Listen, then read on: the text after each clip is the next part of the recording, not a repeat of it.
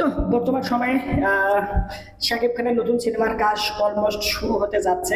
Pre প্রোডাকশনের কাজ চলতেছে। অল্প কিছু সময়ের মধ্যে শাকিব খান সেটে জয়েন হবে এবং এই সিনেমার নির্মাণাধীন কাজ ওকে চালু হবে বা শুরু হবে বলতে পারে, নাই স্টার্ট হবে। ওকে, লেটস গো।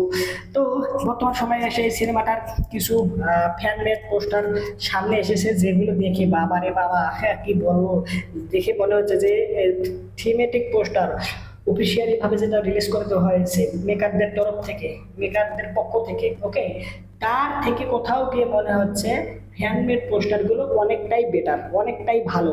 ওকে, যারা যারা আপনারা দেখেছেন এই হ্যান্ডমেড পোস্টারগুলো, তারাও আমার সাথে এগ্রি করতে বাধ্য, এটা মেনে নিতে বাধ্য হবেন। কারণ সত্যিকার অর্থে হ্যান্ডমেড পোস্টারগুলো অফিসিয়ালি ভাবে মেকাররা যে সেটা ড্রপ করেছে প্রমোশনাল ম্যাটেরিয়াল হিসেবে, সেটার থেকে অনেকটা ভালো হয়েছে, এটা আমাকে বলতে হবে।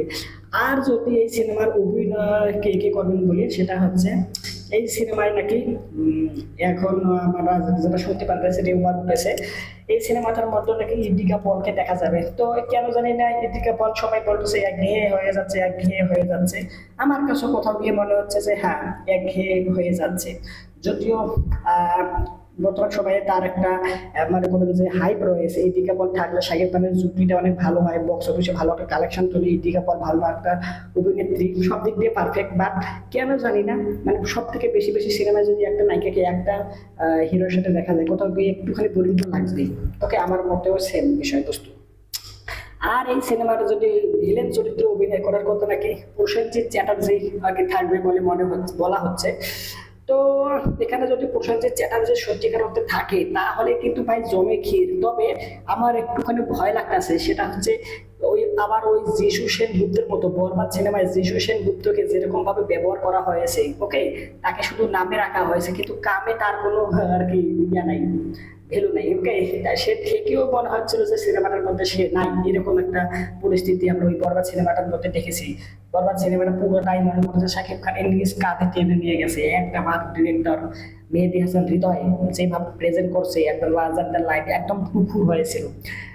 ঠিক একইভাবে এই সিনেমাটাও হওয়ার পসিবিলিটি রয়েছে। কি কারণে? বরবাদ সিনেমা যেসব মেকাররা ছিল, আপনারা মনে করেন যে ডিওপি বলেন বা মানে ওভারঅল যেসব মেকার ছিল ওই বরবাদ সিনেমায়, ঠিক সেই সব মেকারই এই প্রিন্স সিনেমায়ও ইনভলভ থাকবে। ওকে, যার প্রেক্ষাপটে কেন জানি মনে হচ্ছে বরবাদ সিনেমা যেরকম লার্জার দ্যান লাইফ যেরকম প্রেজেন্ট করা হয়েছিল, ঠিক একই রকম আমরা এই সিনেমাটা অনেক বড় লার্জ স্কেলে লার্জার দ্যান লাইফ ভাবে দেখতে পারবো ওভারঅল সবকিছুই। আর এই সিনেমার লোকেশন ইন্ডিয়ায় হতে পারে, ওভারঅল আরো বাইরের দেশে হবে, আমাদের বাংলাদেশেও বেশ কিছু শুট নেওয়া হবে বলে প্রকাশ করা হয়েছে। আর যদি বলি এই সিনেমার বাজেট, সবাই বলতেছে এই সিনেমার বাজেট নাকি 20 কোটি টাকা হবে। যদিও এর আগে বরবাদ সিনেমা নির্মাণ করা হয়েছিল সর্বোচ্চ বাজেটে, যেটার বাজেট ছিল 15 কোটি টাকা। শাকিব খানের এখন পর্যন্ত যতগুলো সিনেমা নির্মাণ হয়েছে তা সেই সব সিনেমার মধ্যে বরবাদ সিনেমার বাজেট সব থেকে বেশি, অলমোস্ট 15 থেকে 16 কোটি টাকা। তবে প্রিন্স সিনেমাটা কোথাও গিয়ে বরবাদের রেকর্ড ভাঙবে বাজেটের ক্ষেত্রে। কারণ এই সিনেমার বাজেট থেকে 20 কোটি টাকা করা হবে, মানে বাজেট রাখা হয়েছে এই সিনেমাটা নির্মাণের 20 কোটি টাকা ব্যয় হবে।